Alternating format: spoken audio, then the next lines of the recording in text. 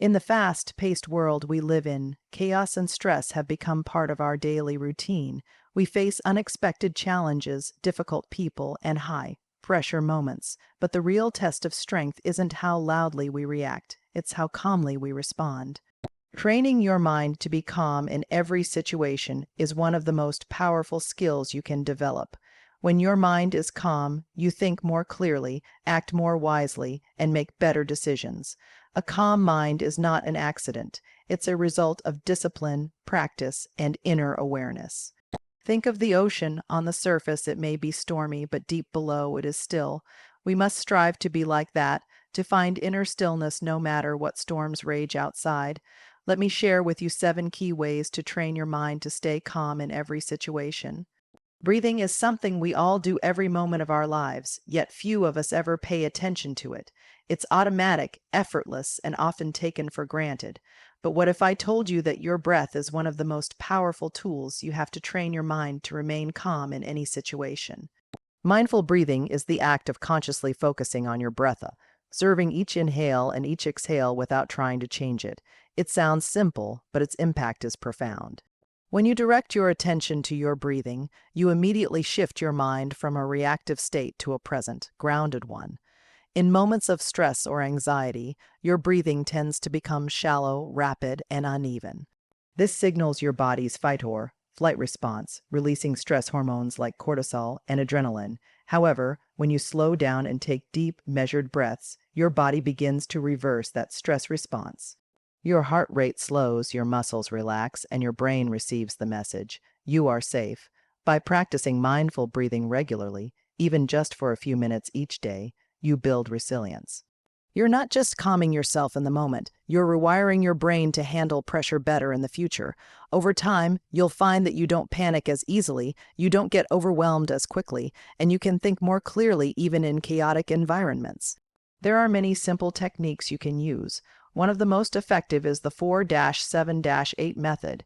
Inhale for 4 seconds, hold your breath for 7 seconds, and exhale slowly for 8 seconds. This method helps regulate your nervous system and promotes a deep sense of calm. Another is box breathing, often used by Navy SEALs. Inhale for 4 seconds, hold for 4, exhale for 4, and hold again for 4. These techniques are easy to learn and can be practiced anywhere, at your desk, in traffic, before a big meeting, or even in the middle of an argument. Mindful breathing also helps create space between stimulus and response. When something triggers you, whether it's a rude comment, a frustrating delay, or a personal setback, you can choose to breathe instead of immediately reacting. That space, that pause, is where calmness lives. It gives you the clarity to assess the situation more objectively and respond with intention rather than emotion. Moreover, breathwork is a doorway into mindfulness and meditation. When you develop a habit of observing your breath, you're training your attention. You're practicing focus, which is essential in every area of life, from work to relationships to managing your own thoughts.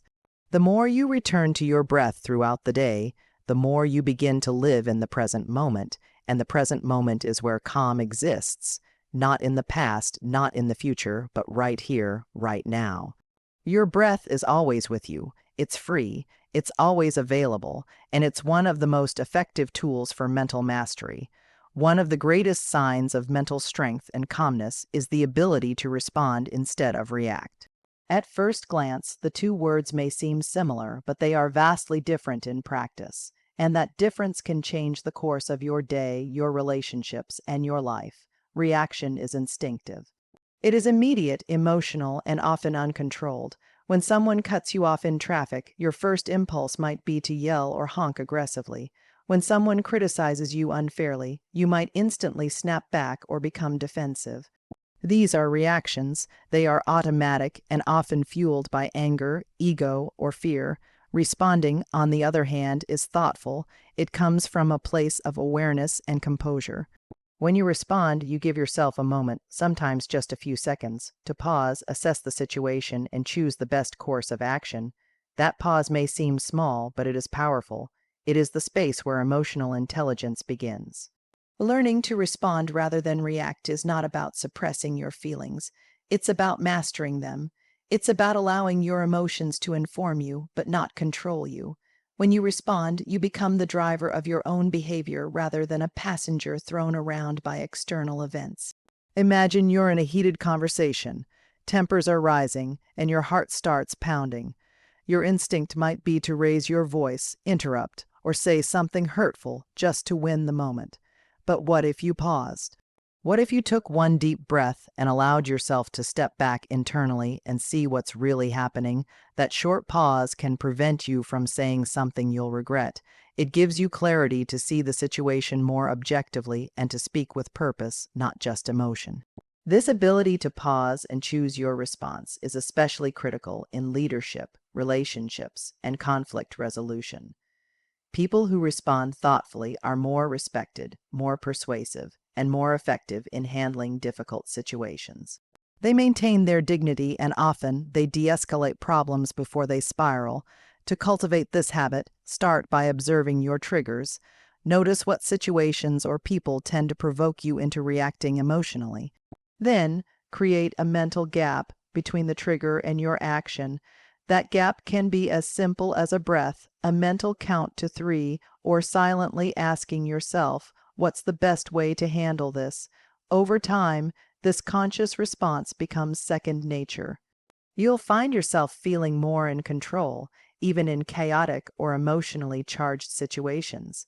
You won't feel the same urge to lash out, defend your ego, or react in a way that only intensifies the problem.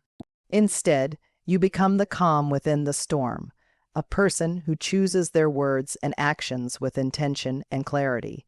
By shifting from reaction to response, you are not only training your mind to be calm, you are also protecting your energy, preserving your peace, and cultivating inner strength. One of the biggest sources of anxiety, frustration, and inner turmoil is the tendency to try and control everything around us.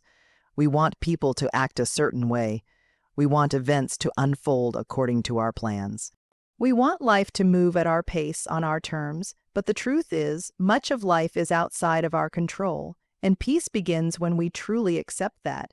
Accepting what you cannot control is not a sign of weakness or surrender. It is a sign of wisdom. It means understanding the limits of your influence and choosing to direct your energy where it actually matters.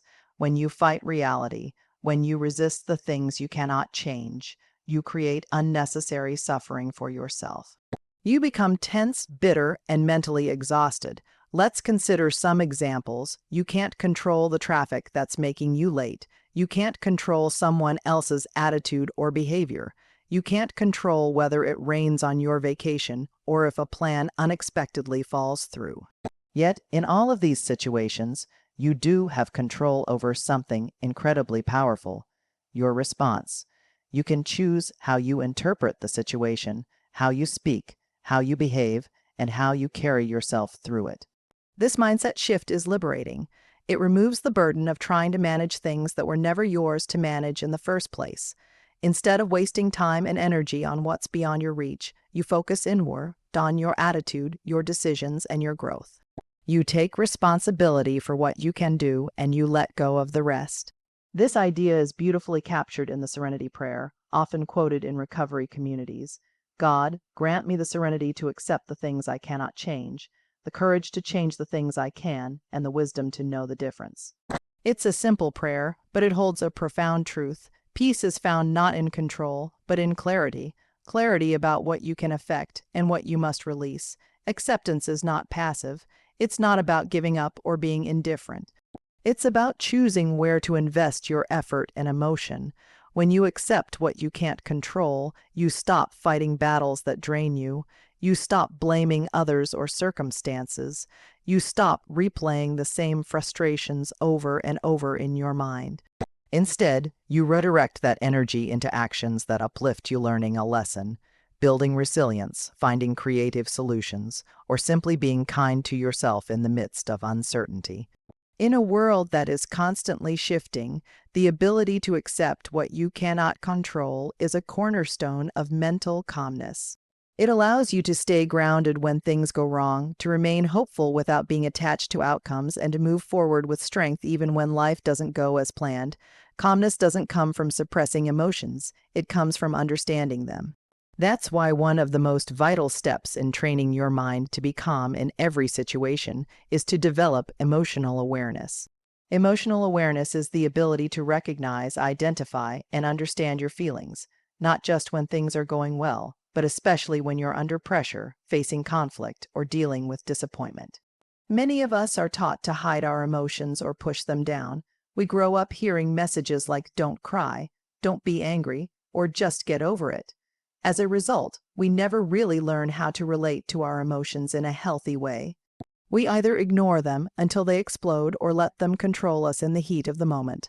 But emotions are not the enemy. In fact, they are messengers, signals from your inner world pointing to something that needs attention. Fear might be telling you something feels unsafe. Anger could be alerting you to a boundary that's been crossed. Sadness might be urging you to slow down and heal. When you become emotionally aware, you begin to interpret these signals instead of being overwhelmed by them. Developing emotional awareness starts with slowing down and observing yourself without judgment. When you feel a strong emotion rising, whether it's irritation, jealousy, anxiety, or guilt, pause for a moment. Ask yourself, what am I feeling right now? Where is this feeling coming from? Is it rooted in the present moment, or is it linked to something from my past? What is this emotion trying to tell me? By naming your emotions, saying to yourself, "I feel anxious," or "I feel disappointed," you reduce their intensity. Neuroscientific research shows that labeling emotions actually calms the brain. It moves activity from the emotional centers like the amygdala to the rational part of the brain, the prefrontal cortex. In other words, the very act of identifying how you feel helps you regain control over your mind. Emotional awareness also means recognizing your triggers, those specific situations, people, or words that consistently spark a strong emotional response in you. When you know your triggers, you can prepare for them. You can build strategies to handle them better instead of being caught off guard. And just as importantly, emotional awareness includes being honest about your patterns. Do you tend to shut down when you're upset? Do you lash out? Do you avoid confrontation because you fear rejection or conflict? Being honest with yourself doesn't mean blaming or shaming. It means acknowledging where you are so you can grow into who you want to be.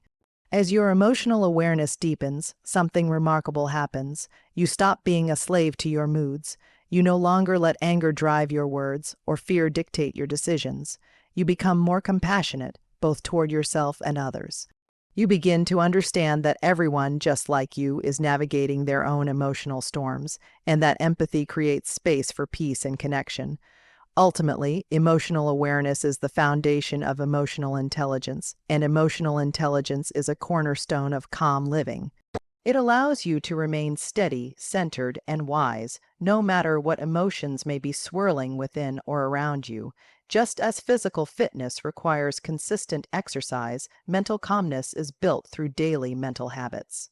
These small, intentional practices strengthen your inner stability, train your brain to respond with clarity, and create a baseline of peace that you can return to, even in stressful or chaotic situations. Mental habits are routines that condition your mind to stay focused, resilient, and calm. They're not reserved for monks or spiritual gurus. They are simple, practical, and accessible to anyone who is willing to show up for themselves regularly. The most powerful thing about mental habits is that they accumulate over time. Just a few minutes each day can reshape how you think, feel, and behave. One of the most effective mental habits is meditation. Contrary to common belief, meditation isn't about stopping your thoughts. It's about observing them without judgment. It teaches you to become the witness rather than the reactor. Even 5 or 10 minutes a day of sitting quietly, breathing deeply, and bringing your awareness to the present moment can profoundly reduce anxiety, improve focus, and increase emotional control. Over time, meditation helps you build mental discipline, so you're less likely to be overwhelmed by external noise or internal chatter. Another powerful habit is journaling. Writing your thoughts down gives your mind a chance to process, untangle, and release what might otherwise stay bottled up. You don't need to be a writer, just honest. Journaling can be a place where you reflect on your day, express your frustrations, or uncover patterns in your thinking. It offers clarity. It's like holding a mirror up to your mind. Gratitude practice is another essential mental habit. When you take time each day to consciously appreciate the good in your life, no matter how small, you begin to shift your focus from what's lacking to what's abundant. This rewires your brain for positivity.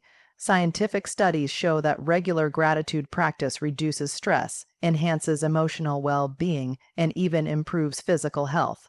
It's as simple as listing 3 things you're grateful for every morning or evening. Additionally, habits like reading uplifting material, listening to calming or inspiring audio, practicing affirmations, or setting positive intentions each morning help set the emotional tone for your day. What you feed your mind consistently becomes the lens through which you experience the world. These practices don't have to be long or complicated. What matters most is consistency. Just like brushing your teeth keeps your mouth clean, daily mental habits keep your mind clear. When you make these routines a part of your life, you don't have to scramble to find calm when a crisis hits. Calm becomes your default state because you've trained for it. These habits also build self-awareness and emotional agility. They allow you to process your feelings in real time, correct when needed, and stay grounded even in uncertain situations. And just as importantly, they remind you that peace is not something you wait for, it's something you practice. The truth is, your mind is always being shaped by your environment, by your conversations, by your thoughts. When you consciously establish healthy mental habits, you take charge of that shaping. You become the architect of your own calm, building a mental environment that supports balance, resilience, and strength. The mind is a powerful tool, perhaps the most powerful one we possess. It can create stress through imagination, but it can also create peace. One of the most effective ways to train your mind to be calm is through the practice of visualization. Visualization is not fantasy or wishful thinking. It's a focused mental rehearsal that prepares your mind and body to respond in the way you want, especially in challenging or high-pressure situations. Just as elite athletes visualize their performance before stepping into competition, you can use the same technique to mentally prepare for calmness. When you consistently imagine yourself staying composed in difficult scenarios, you are actually training your nervous system to remain grounded in real life. The brain doesn't distinguish much between real and vividly imagined experiences, so by repeatedly visualizing calm responses, you're wiring your brain for resilience. Start by identifying a situation that typically causes you stress or discomfort. It could be a public speaking event, a confrontation, a job interview, or even your morning commute. Close your eyes and begin to visualize yourself moving through that situation with total calm. Imagine your posture upright, relaxed, confident. Imagine your breath steady and smooth. Visualize your expression composed, focused, and serene. Picture yourself responding with patience, listening with presence, and speaking with clarity. As you do this, breathe deeply and try to feel what that calmness would feel like in your body. Slow heart rate, relaxed muscles, clear thinking. The more specific and sensory, rich your visualization, the more powerful the effect. Hear the sounds, see the environment, notice the details. The goal is to create a mental blueprint of how you want to be, so that when real life stressors arise, your mind and body already know how to respond. This is mental conditioning at its finest. Visualization can also be used in a more general sense to create a peaceful inner environment. You can imagine yourself in a place that naturally calms you, a quiet forest, a serene lake, a peaceful room. This kind of guided imagery is often used in therapy and stress reduction techniques because it has a direct calming effect on the nervous system. By imagining peaceful surroundings, you help shift your body out of fight or flight mode and into a state of rest and restoration. Incorporating visualization into your daily routine, even for just a few minutes, can have a profound impact. It serves as a mental rehearsal for your ideal emotional state. It increases your self-confidence, reduces anticipatory anxiety, and strengthens your belief that you can remain calm no matter what happens. In moments of actual stress, having already visualized yourself staying calm becomes a major advantage. Your brain recognizes the pattern, and instead of defaulting to panic or impulsive reaction, it recalls the calm, controlled response you've rehearsed. Visualization, therefore, becomes both a preventative tool and an empowering one. Ultimately, visualization is a reminder that your mind is not just a reactor, it is a creator. You can use it to shape your inner landscape, rehearse strength, and plant the seeds of calm long before any storm arrives. As much as calmness is an internal practice, the environment you immerse yourself in plays a major role in shaping your mental and emotional state. One of the most overlooked but powerful ways to train your mind to be calm in every situation is to intentionally surround yourself with calm energy. Through people, spaces, habits, and even media, human beings are highly receptive to the energies and emotions of others. This is due to what psychologists call emotional contagion, the tendency to absorb and mimic the feelings of those around us, often unconsciously. That means if you spend a lot of time around people who are constantly stressed, anxious, reactive, or negative, it's highly likely that those emotional patterns will start to influence you too. On the other hand, if you make an effort to spend time with people who embody calmness, those who speak gently, think clearly, act with patience, and remain composed under pressure, you naturally begin to model that behavior. Their presence can be grounding, inspiring, and instructive. They teach you not with words alone, but through example. By observing how they respond to conflict, how they handle delays, and how they treat others, you begin to absorb their calm presence and apply it to your own life. This principle doesn't only apply to people, it also includes your physical environment. A cluttered, chaotic, or noisy space can feed a restless mind. Conversely, a clean, organized, and peaceful environment invites stillness. Simple changes like creating a quiet reading corner, limiting your exposure to loud and overstimulating media, or adding calming elements like plants, soft lighting, or soothing music can shift the energy of your space, and your mind along with it. Your digital environment matters as well. Constant exposure to distressing news, online arguments, or toxic social media interactions can keep your nervous system on edge without you even realizing it. Set healthy boundaries for your media consumption. Curate your digital feed to reflect what uplifts, informs, or inspires you, not what triggers fear, anger, or division. Calm energy can be transmitted through the screen just as much as chaos can. Another important source of calm energy is your daily habits and routines. When your day is filled with rushing, multitasking, and overcommitment, it creates an undercurrent of stress that never really goes away. But when you design your routines with intention, adding moments of silence, mindfulness, reflection, or even gentle movement like yoga or walking, you create an energetic rhythm that supports mental balance. Surrounding yourself with calm energy also means being selective about the conversations you engage in. If certain people constantly pull you into drama, gossip, or conflict, it's okay to create space. Protecting your peace doesn't make you cold or distant. It makes you wise. You're recognizing that your mental state is sacred and not everyone is entitled to access it. Finally, it helps to seek out environments and communities that reflect the emotional state you aspire to. Attend a meditation group, visit a peaceful place in nature, or simply spend time with someone who listens deeply and speaks with kindness. These experiences reinforce what calmness feels like and remind you that you can carry that feeling with you wherever you go. Over time, your surroundings either reinforce your calm or challenge it. By becoming more intentional about the energy you allow into your life, you empower yourself to remain steady even when the world around you is spinning. Calm energy is not just something you cultivate internally, it's something you invite and protect externally.